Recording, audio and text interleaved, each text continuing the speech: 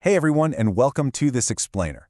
If you've ever sat through just a ridiculously dull, poorly organized meeting and thought to yourself, okay, there has got to be a better way, well, you are in exactly the right place. Today we are taking a deep dive into the real foundation of professional gatherings. Specifically, we're focusing on exactly what a seminar is and exactly how you should prepare to run one. We're going to completely reframe how you think about these events. You see, seminars are not just boring marathon meetings where someone talks at you for hours on end. Nope. When done right, they are highly systematic, vibrant gatherings of minds. They're designed for action, for learning, and for real collaboration. By the end of our time together today, you're going to have a mini masterclass on the theory behind these events and, more importantly, the actionable, practical steps to successfully build one yourself. Okay, let's dive right into this. Here's a quick look at our syllabus for today so you know exactly what we're conquering. First, what is a seminar? Second, 8 different seminar formats. Third, the 5 core components. And finally, the 3 phases of execution. All right, starting with section 1, what is a seminar? We're going way beyond just a simple meeting here. So let's look at the actual definition. A seminar is an educational or academic activity where people who share professional interests gather systematically. And I really want you to notice that word, systematically. It's not just casually grabbing a coffee. The whole goal is to explore a specific topic, exchange knowledge, and solve problems together, usually under the guidance of expert speakers. It is a highly democratic, goal-oriented process. It's literally designed so that every single participant's voice matters, which allows the group to analyze problems and actually find solutions in a structured way, all within a set time frame. Now you might be wondering, why do we even bother holding seminars? Well, the benefits are absolutely huge.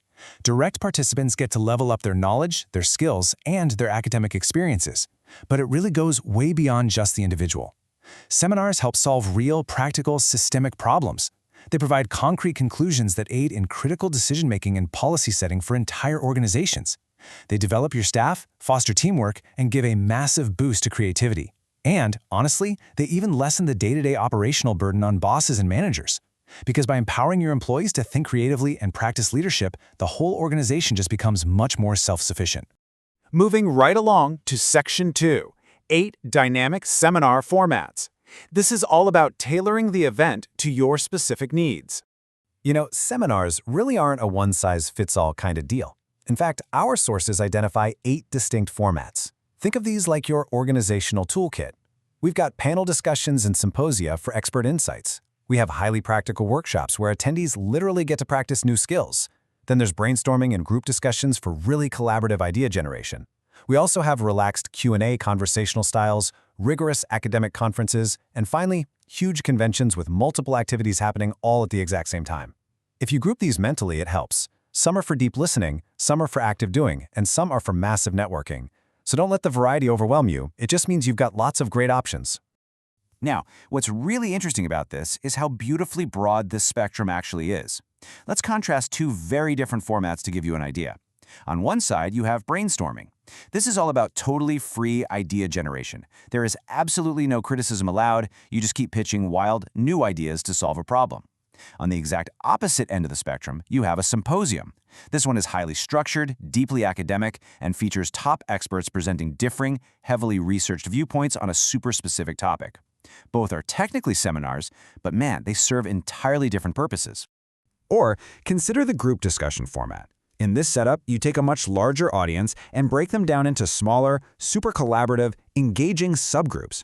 They sit together in a circle, exchange their personal experiences, and summarize their thoughts.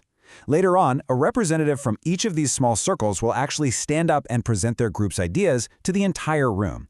It's just a fantastic, colorful way to ensure that absolutely everyone is actively participating.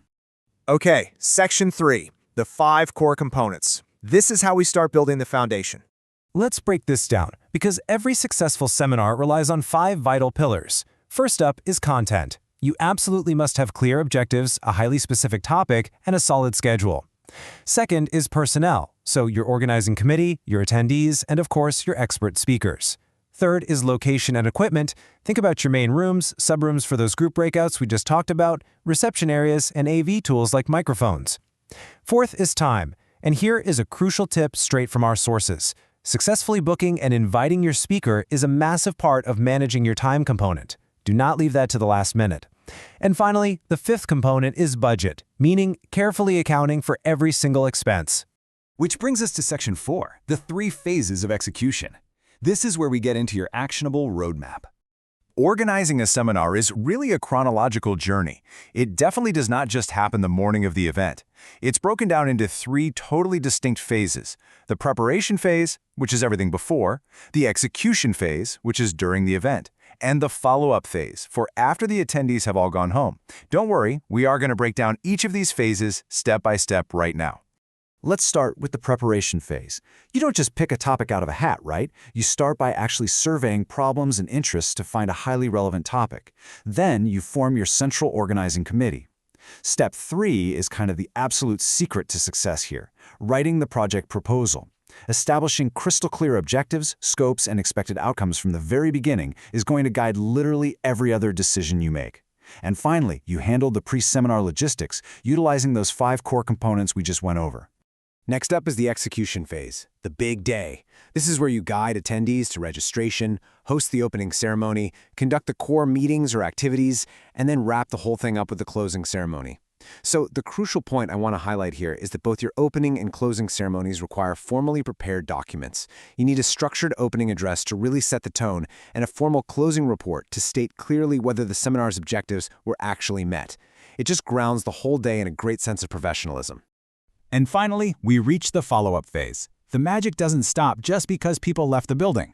You must take the time to analyze the successes and the failures of the event. Then, you report those findings up to leadership. Most importantly, you need to track how the knowledge and the proposed solutions are actually being applied in the workplace to see if they're truly beneficial over time. Oh, and on a very practical note, clearing the budget and settling all those final expenses is a vital last step to officially close the loop on the whole project. When you get right down to it, seminars are really about people coming together to share, problem solve, and grow. And the good news is, you don't have to do all the heavy lifting alone anymore. Our sources make a great point that today, professional digital platforms, like Inventex iConnect, for example, exist specifically to handle all that tedious logistical stuff.